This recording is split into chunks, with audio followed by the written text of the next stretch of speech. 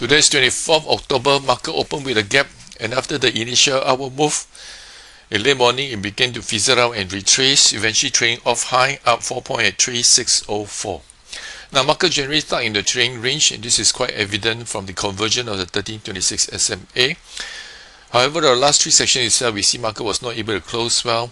That indicates that the markets may actually retrace further from here. Now our immediate support is actually at this pivot low here of 3559, and our small significant support is actually at 3500. Resistance is actually at this level here of 3650, which was tested on a few occasions. So by and large, markets may continue to just trade sideways. So this is slightly to be choppy. Now let's take a look at the US market. This is S&P 500s. After taking out this resistance, markets continue to move forwards and right now experiencing pullback, and this is not unexpected. Long-term trends remain intact. We'd like to eventually see it take out the recent high. Now Nasdaq appeared to be weaker.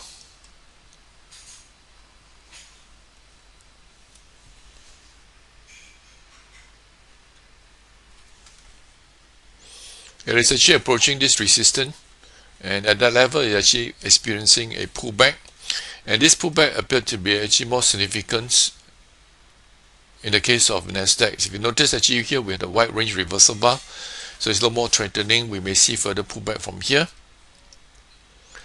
So again, the long-term trends remain intact, but it probably takes some time before you actually test this resistance again, and eventually you'll see break on the upside.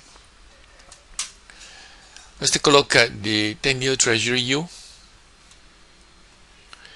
Now surprisingly, actually yields strengthens despite the fact that the Federal Reserve has recently cut the interest rate by 50 basis points.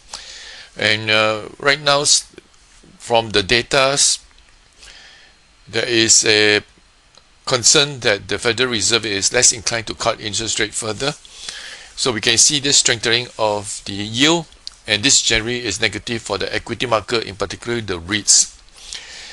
The fact that we actually broke this downward trend lines, we may experiencing a retracement from here, but generally the midterm trend is very much intact. You can see the diverging of the 1326 SMA.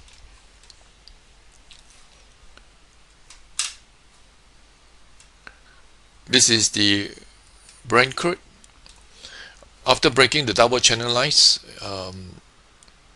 it actually rallied and tested the resistance at about 81.5, followed by a retracement testing this downward trend line, which now offer some support, and right now we see a bounce from here.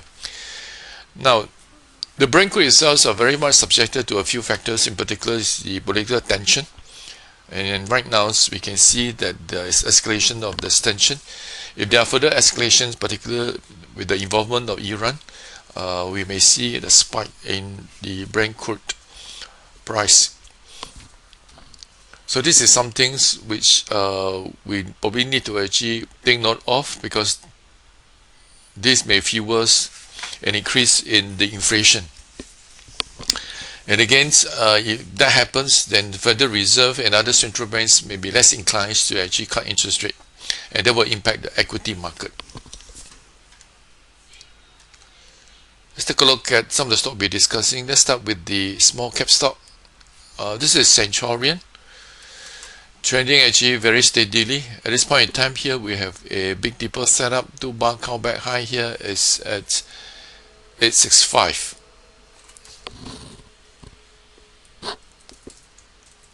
We heard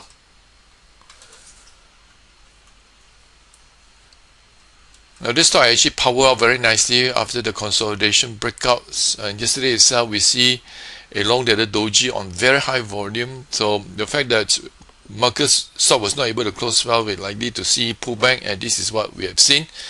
But so far the pullback is considered healthy because the volume is actually not high. The high volume resistance is actually at the closing price of the previous sessions. I would like to actually see whether it can eventually break this high here. which is at 505. Closing above that, that will be generally positive. But having said this, if you notice the delta is quite huge, if the stock can actually trade sideways closer to daylight, that will be generally positive. I would like to see eventually break above this high here of 505.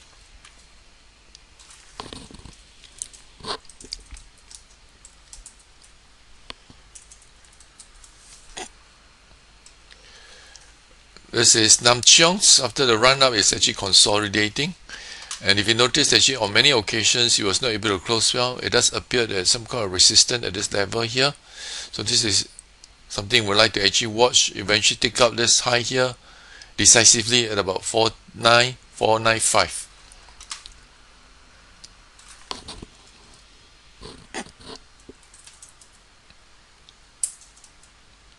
Hong Kong Asia, mentioned previously, because of lack of price persistency, it's better to trade on the weekly charts. So we can see that actually this week itself we have a reversal bar rejection of the high, so likely to pull back, and during a pullback we can look for setup to go long. So on the longer term, actually trend is still very much intact. Mermaid,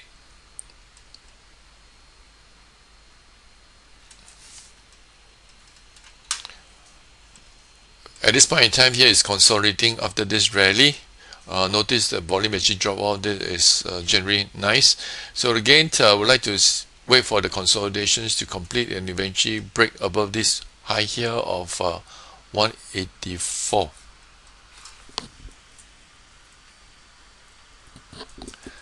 Now let's discuss stock things. Liquidity may be low, so we just have to be more careful.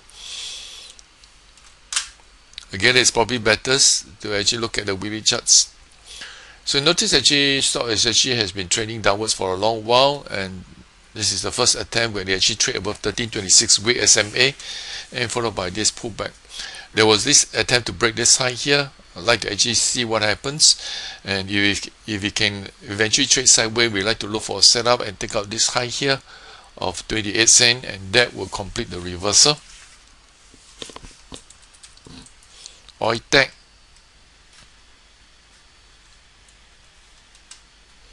making successive high, and this is the first time we can see a closing, alright, a lower close.